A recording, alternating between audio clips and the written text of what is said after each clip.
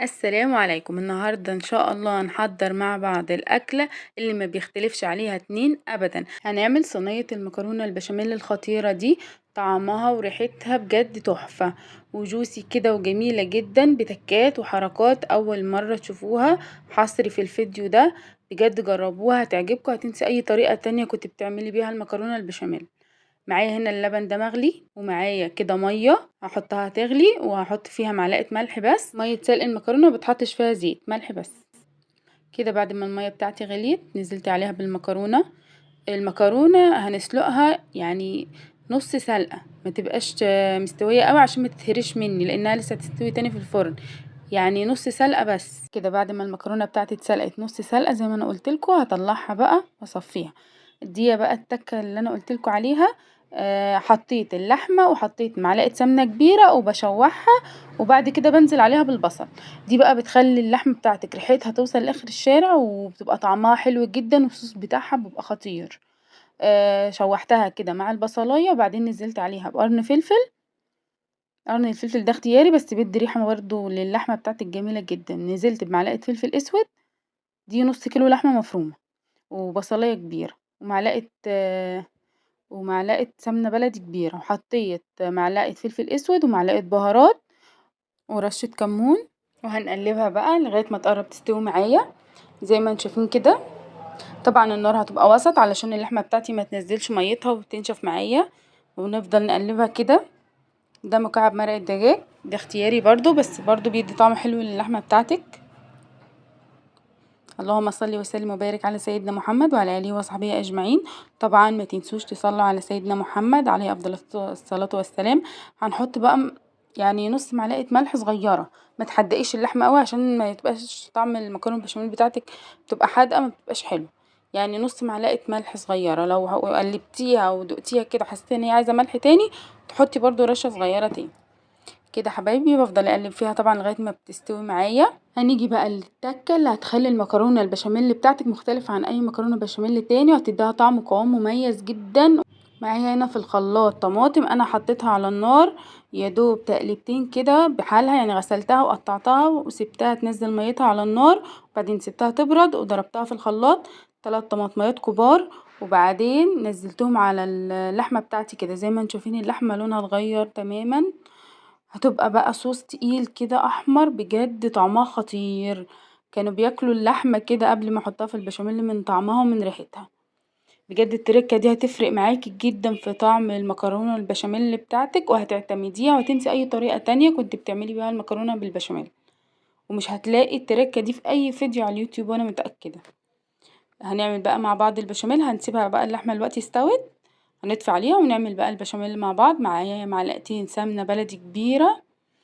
بجد السمنة البلدي بتبقى في ريحة الأكل كده خطيرة. هي غالية شوية معلش بس بتفرق خالص في طعم الأكل. هحط كده، أنا عارفة طبعا مقدار الدقيق، فأنا بحط بإيدي كده. انت هتحطي 4 معالق سمنة عليهم، أو معلقتين سمنة كبار، يعني دي 4 معالق سمنة بالممسوحين يعني، وعليهم 4 معالق دقيق. بتقلبيهم كده. طبعا انا بحط 4 معالق و4 معالق لان انا بحط كيس كمان اللي هو البشاميل الجاهز، بحبه بيبقى فيه طعم كده وتوابل، بحب ازوده مع البشاميل بتاعي بيبقى حلو جدا. قلبت كويس جدا لغايه ما اشم ريحه الدقيق بتاعي. وبعد كده نزلت باللبن، دول رتلين لبن. طبعا بفضل اقلب كده علشان البشاميل بتاعي ما يتكتلش. حطيت شويه فلفل اسود برضو تاني، ما بكترش علشان انا هحط الكيس اللي انا قلتلكوا عليه، وهو اصلا الكيس ده بيبقى فيه توابل فمش هكتر بهارات كتير.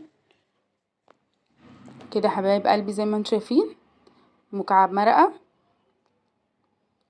هوريكم دلوقتي الكيس اللي بقولكوا عليه هو ده كيس بشاميل جاهز. بيفرق برضو جدا في طعم البشاميل بتاعك. لو عايزه تحطي دقيق بس وسمنه بلدي براحتك، بس بجد الكيس البشاميل ده بيدي طعم حلو جدا وقوام كده للبشاميل بتاعك. هفضل اقلب كده زي ما انتم شايفين.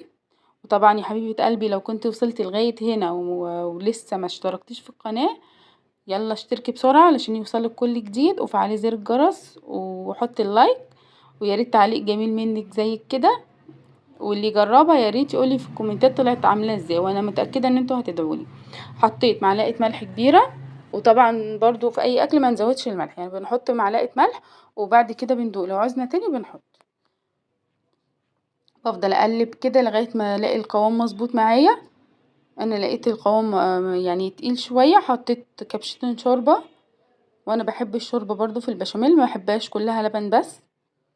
حطيت كبشتين شوربه كبار كده، بفضل اقلب لغايه ما القوام بتاعي يبقى ولا تقيل قوي ولا خفيف قوي، زي ما انتم شايفين كده، ما بحبوش تقيل قوي. دي البيضه. طبعا بستنى لما البشاميل يبرد بتاعي شويه علشان ما تتسلقش فيه، بنزل البيضه واقلب بسرعه جدا علشان البيضه بتاعتي ما تتسلقش معايا.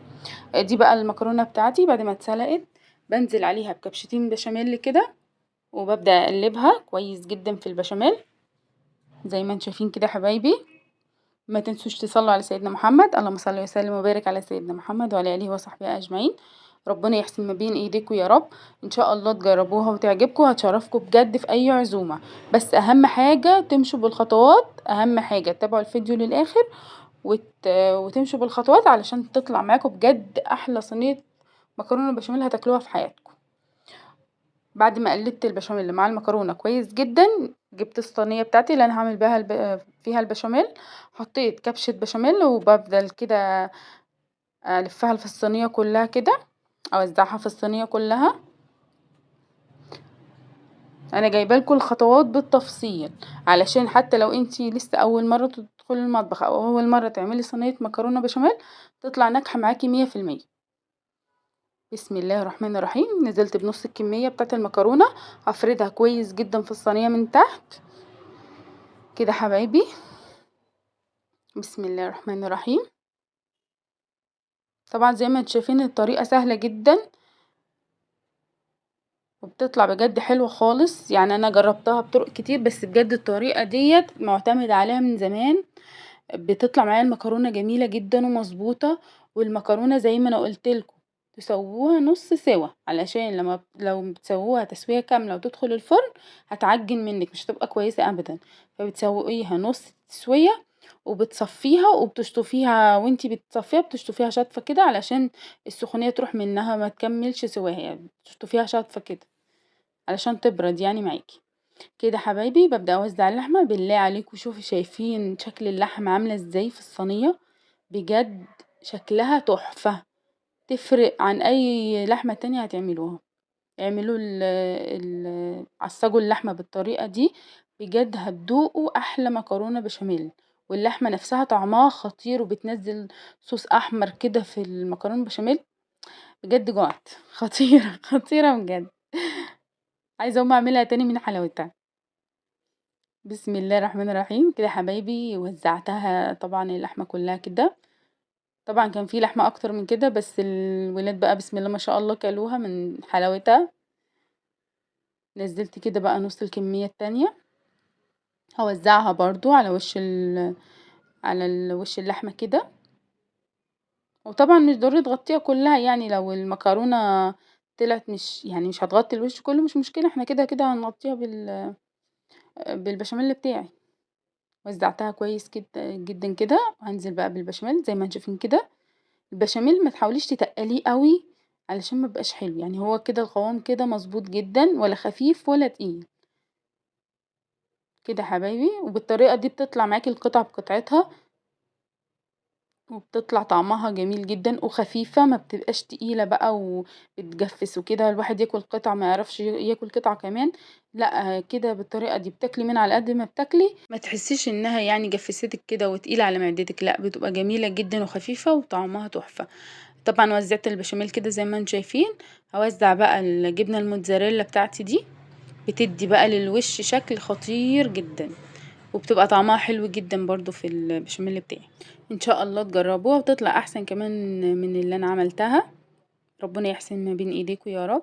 وزعت بقى الجبنه الموتزاريلا هدخلها الفرن تستوي من تحت، وبعد كده هشغل الشوايه بقى تاخد لون، هتطلع بالعظمه اللي انتوا شايفينها دي. بجد حلوة جدا وطعمها جامد جدا، جربوها بجد مش هتندموا. اسيبكم في حفظ الله. وانتظروني في فيديو جديد ان شاء الله، والسلام عليكم ورحمة الله وبركاته.